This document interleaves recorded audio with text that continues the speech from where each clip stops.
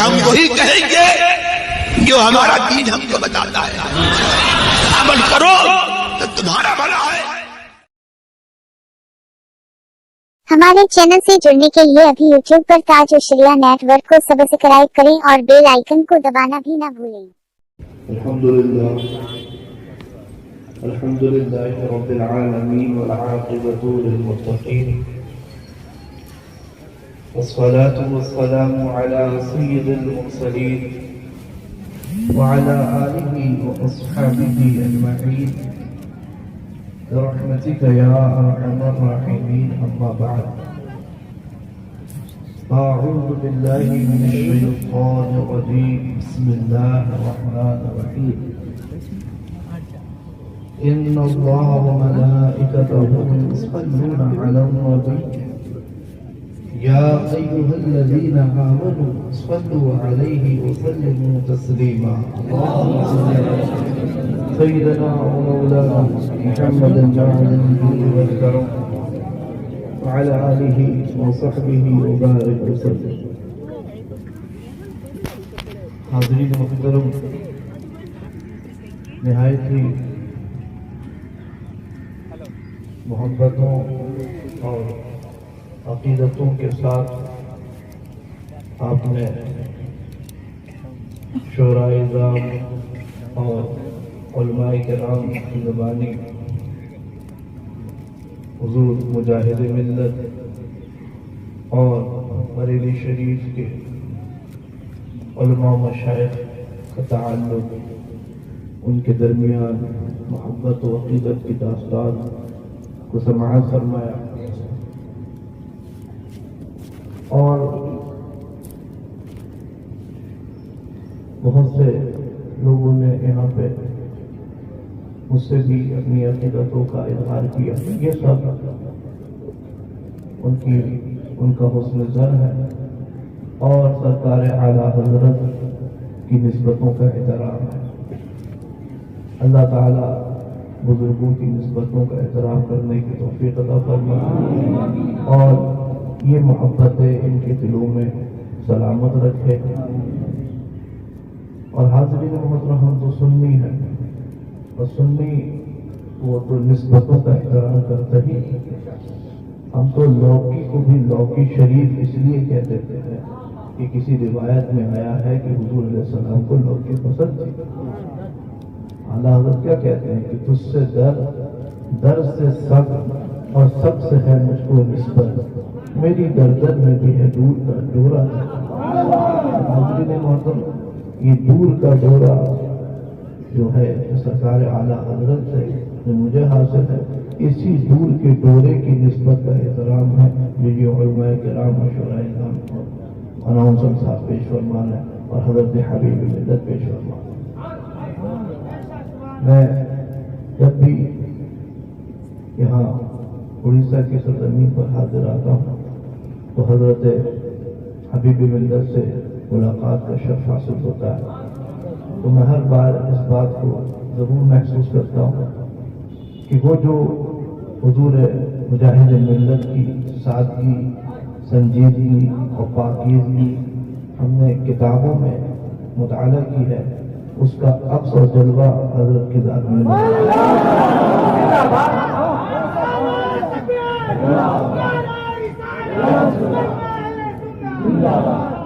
اور ابھی شعر پڑھ رہے تھے کہ ان پر شرافت ناز کرتی ہے. کیا بتائیے؟ مولا نہیں، شرافت سادہ سادے اور سیدھے سادے. ہاں ہے اتنے سیدھے سادے، دشمنوں کو کچھ نہیں کہتے، مجاہد کے نوازے پر شرافت ناز لیکن شرافت جو حضرت مجاہد ملت کی ہم نے کتابوں میں مطالعہ کی، حضرت کی شکل میں چلتے پھرتے دیکھ رہے ہیں.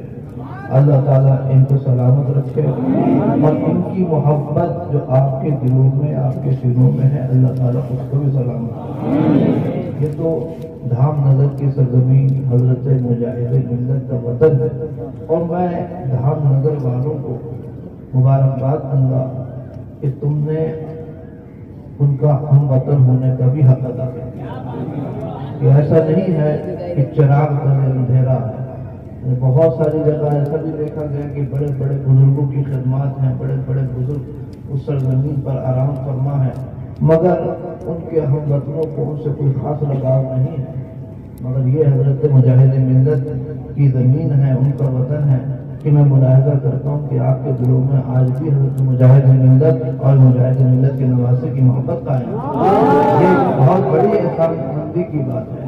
الحمدللہ آپ محسن احسان مند ہیں, احسان فراموش نہیں ہے, اپنے محسن کا احسان مانتے ہیں. ہم جن بھی اپنے بزرگوں کا نام لیتے ہیں, اعلیٰ حضرت کا ذکر کرتے ہیں, اس سے محبت کرتے ہیں, اس کا مقصد یہی تو ہے کہ ہم اپنے محسن کو مانتے ہیں, ان سے عقیدت رکھتے ہیں, ان کی خدمات کا اعتراف کرتے ہیں. حاضرین محترم, ابھی مولانا شاہد صاحب قبلہ, میں نے کسی موضوع کا کوئی انتخاب نہیں کیا ہے, کوئی اختیار نہیں کیا ہے, کوئی موضوع, کوئی باتیں میرے ذہن میں فی الحال مستحضر آ رہی ہیں تو میں آپ سے گفتگو کر لے رہا ہوں. مولانا شاہد صاحب قبلہ نے ابھی حضور حضرت مجاہد ملت اور حضرت تاج الشریعت کا ایک واقعہ آپ کو سنایا. حاضرین محترم, ابھی کچھ دن پہلے, بلکہ یہاں سے آنے سے پہلے, میں حضرت مجاہد ملت کے تعلق سے کتاب مطالعہ کر رہا تھا, مولانا رحمت اللہ صدیقی کی حضور مجاہد ملت حیات و خدمات و اعترافات. اس میں نے اپنے دادا جو حضور تاج الشریعت کے بڑے بھائی حضور ریحان ملت کا بھی ایک واقعہ میں نے مطالعہ کیا. حضور ریحان ملت اور حضور مجاہد ملت میں بہت خاص تعلق, بہت گہرا تعلق,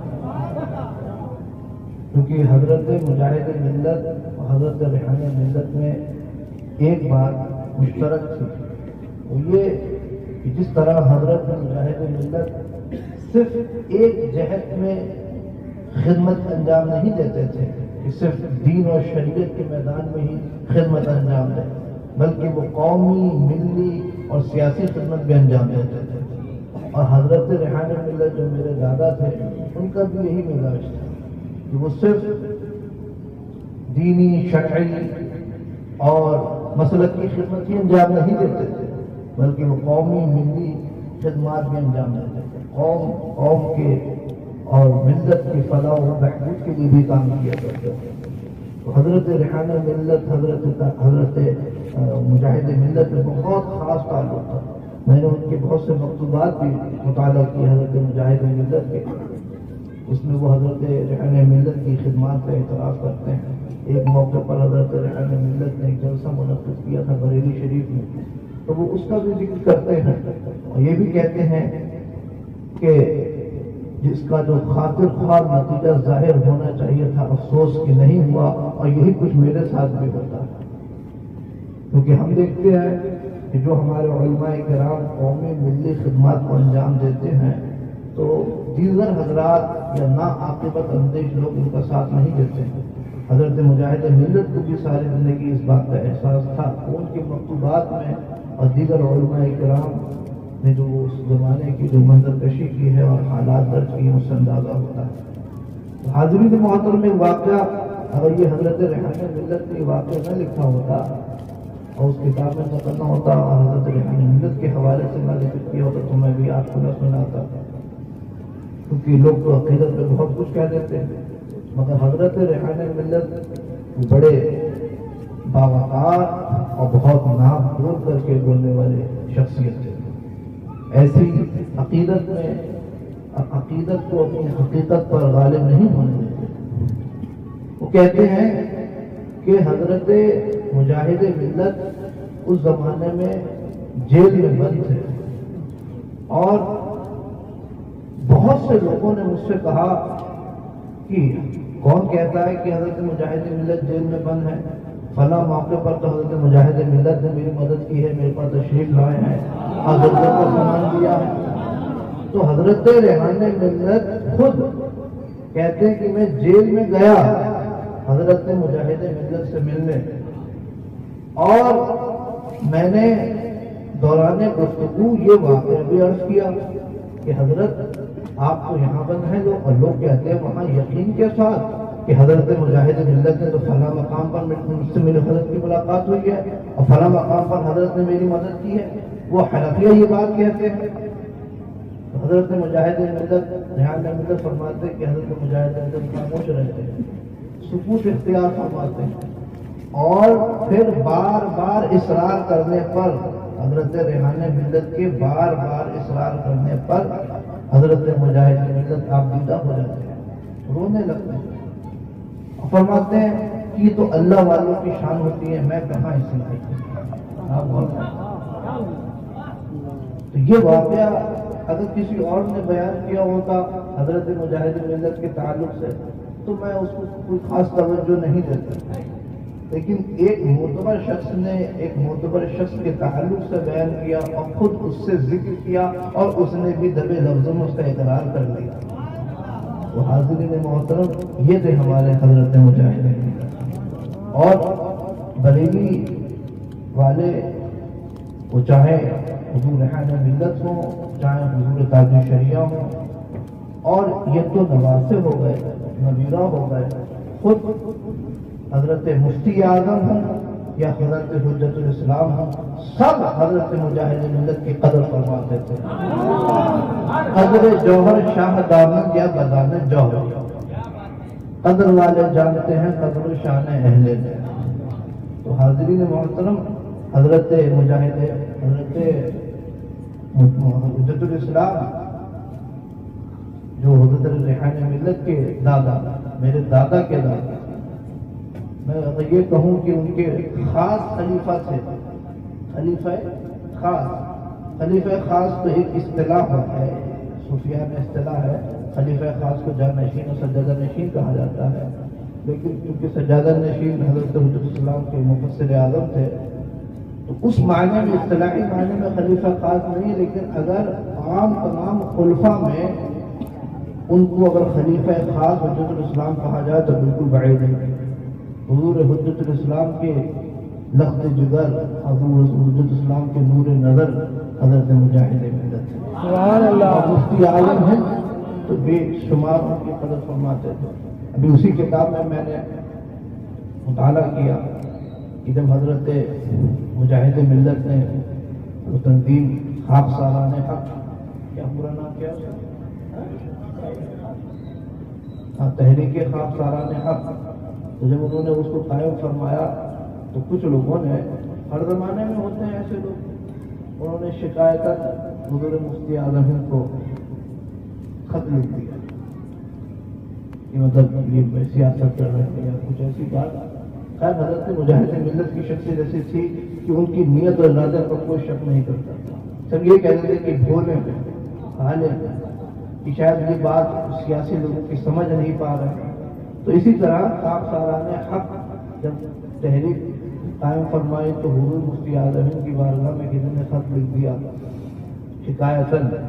تو میں نے اس کو پڑھا، مجھے حیرت ہوئی. سرکار مفتی اعظم نے بجائے اس کے کہ پوچھتے کہ کیا حضرت آپ نے ایسا کیا ہے، مجاہد ملت سے دریافت فرماتے، کچھ دریافت نہیں فرمایا، ڈائریکٹ ان کو جواب دیا کہ اگر مجاہد ملت نے یہ تحریک قائم کی ہے تو ضرور اس میں سنیت کا کوئی فائدہ ہوگا.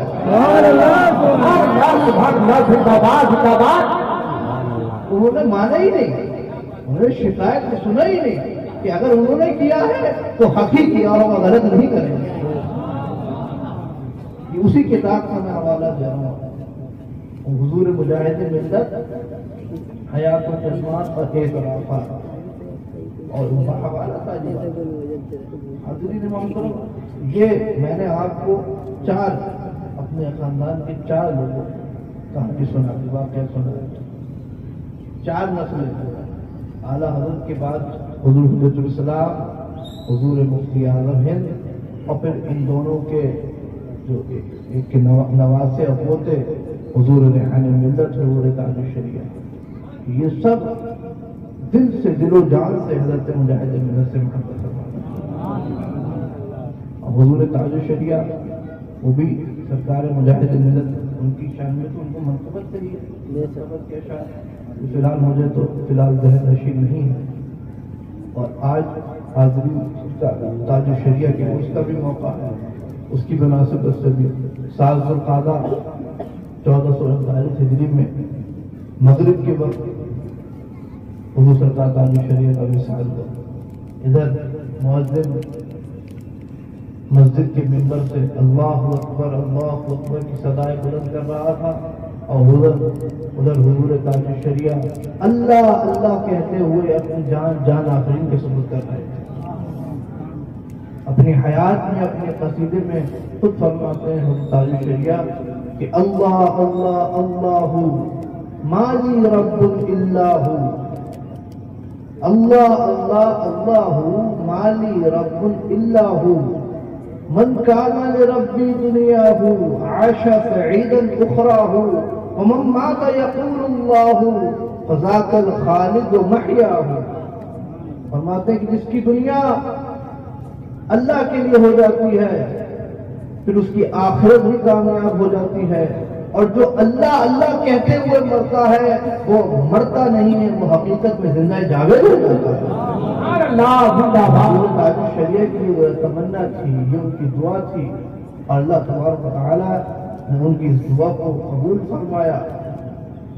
اور جب حضرت کا وصال ہو رہا تھا، جو لوگ وہاں موجود تھے ان کا یہ بیان ہے کہ حضرت کی زبان پر اللہ کے کلمہ جلالت جاری تھا۔ حاضرین محترم، ادھر حضرت کا وصال ہو رہا تھا، اور ادھر ممبر پر مسجد کے ممبر سے مؤذن کہہ رہا تھا حی علی الفلاح، حی علی الفلاح، کامیابی کی طرف چلے ہو، کامیابی کی طرف چلے ہو۔ اور حقیقی کامیابی یہی ہے کہ ایک مسلمان کا خاتمہ ایمان پر، یہی سب سے بڑی کامیابی۔ وہ بڑا سائنسدان، وہ بڑا دنیا میں جس کو کامیاب سمجھا جاتا تھا، اگر اس کو اللہ کی معرفت نصیب نہیں تو وہ ہرگز کامیاب نہیں۔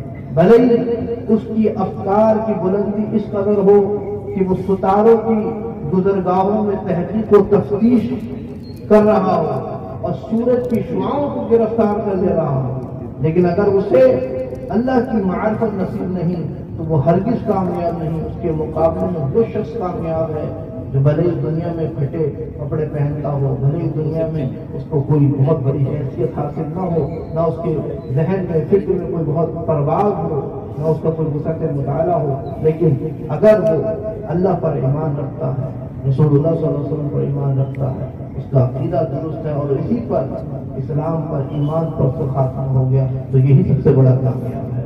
اس کے مقابلے میں وہ ناکام ہے۔ حاضرین محترم، سرکار مفتی اعظم ہند نے کیا فرمایا؟ فرمایا دنیا بنے یا بگڑے، دنیا رہے یا جائے، تو دین بنا پیارے، دنیا کا ہے کیا کرنا۔ کھایا پیا اور پہنا، اچھوں سے رہا اچھا، کچھ دین کا بھی کر دے، دنیا کا ہے کیا کرنا۔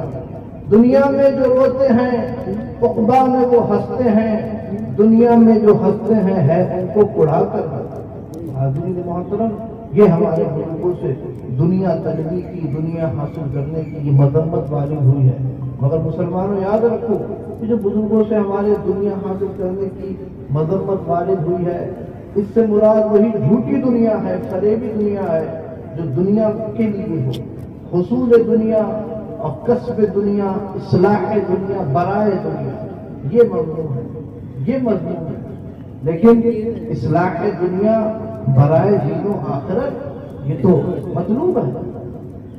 وہ حدیث پاک میں الدنیا مزرعۃ الآخرہ، کہ دنیا آخرت کی کھیتی ہے، جو کچھ یہاں بوگے وہاں وہ پالو گے۔ نیک اعمال کا بیج بوگے تو بس لہلہاتی ملے گی، اور برے اعمال کا بیج بوگے تو گھاٹے نصیب ہوں گے۔ تو حاضرین موت، اسی طرح اللہ تبارک و تعالیٰ نے قرآن پاک میں ایک کافر کا طریقہ بیان فرمایا اور مومنین کا طریقہ بیان فرمایا۔ کافر کیا کرتا ہے؟ وہ صرف دنیا میں کامیابی مانگتا ہے، اور مومنین وہ دنیا اور آخرت دونوں میں کامیابی مانگتے ہیں۔ اللہ فرماتا ہے وَمِنَ النَّاسِ مَن يَقُولُ رَبَّنَا آتِنَا فِي الدُّنْيَا وَمَا لَهُ فِي الْآخِرَةِ مِنْ خَلَاقٍ۔ کچھ لوگ وہ ہیں جو کہتے ہیں اے رب ہمیں دنیا میں عطا فرما، یعنی ہمیں دنیا عطا فرما، دنیا میں کامیاب فرما۔ اللہ فرماتا ہے وَمَا لَهُ فِي الْآخِرَةِ مِنْ خَلَاقٍ، آخرت میں ان کا کوئی حصہ نہیں۔ دنیا دار الاسباب ہے، جس میں محنت کرے گا وہ کامیاب ہو سکتا ہے، لیکن آخرت میں اس کا کوئی حصہ نہیں۔ اور پھر اللہ نے مومنین کا طریقہ ارشاد فرمایا، منہم من یقول ربنا آتینا فی الدنیا حسنۃ وفی الآخرۃ حسنۃ وقنا عذاب النار۔ کچھ لوگ وہ ہیں جو کہتے ہیں اے رب ہمیں دنیا میں بھلائی عطا فرما اور آخرت میں بھلائی عطا فرما اور جہنم کی آگ سے ہمیں محفوظ فرما۔ حاضرین محترم، تو اصلاح دنیا برائے دنیا یہ مضمون ہے، اور اصلاح دنیا برائے دین و آخرت یہ مضمون ہے۔ اللہ نے فرمایا انتم الاعلون ان کنتم مؤمنین، مسلمانوں تم ہی کامیاب ہو اگر ایمان رکھتے ہو۔ یہ آیت کریمہ ہمارے حضرت حضور تاج الشریعہ پر پورے طور پر صادق آتی ہے۔ اللہ تعالیٰ نے انہیں دنیا میں بھی کامیاب فرمایا اور آخرت میں بھی کامیاب فرمایا۔ دنیا میں بھی کوئی بھی معاملہ اٹھا کے دیکھے، کوئی بھی میدان اٹھا کے دیکھے، حضور کوئی بھی موقف اٹھا کے دیکھے، حضور تاج الشریعہ نے ہمیشہ حق کا ساتھ دیا، ہمیشہ حق پر قائم رہے، تو ہمیشہ اللہ تبارک و تعالیٰ نے کامیاب فرمایا۔ بڑے لوگ ان کے مخالف ہوئے، بڑی مخالفتیں کی، بڑی عداوتیں کی، مگر جس نے عداوت کی، جس نے مخالفت کی، وہ اپنا انجام اس میں پایا۔ اللہ تبارک و تعالیٰ نے حضور تاج الشریعہ کو کامیاب فرمایا، دنیا میں بھی کامیاب فرمایا اور آخرت میں بھی کامیاب فرمایا۔ تو حاضرین محترم، تو کیونکہ ان کا ایمان کامل تھا، وہ مومن کامل تھے۔ اللہ تبارک و تعالیٰ سے دعا ہے کہ اللہ تعالیٰ ہمارے بھی ایمان کو کمال عطا فرمائے، ہمیں بھی مومن کامل فرمائے اور ان بزرگوں کی محبت عطا فرمائے، ان بزرگوں کے صدقے میں ہمارے بھی ایمان میں جلا عطا فرمائے۔ آمین برحمتک یا ارحم الراحمین۔ اور اب یہ جو کچھ کلمات میں نے عرض کیا اللہ تعالیٰ سے قبول فرما لے۔ آمین برحمتک یا ارحم الراحمین۔ وما علینا الا البلاغ۔ السلام علیکم ورحمۃ اللہ۔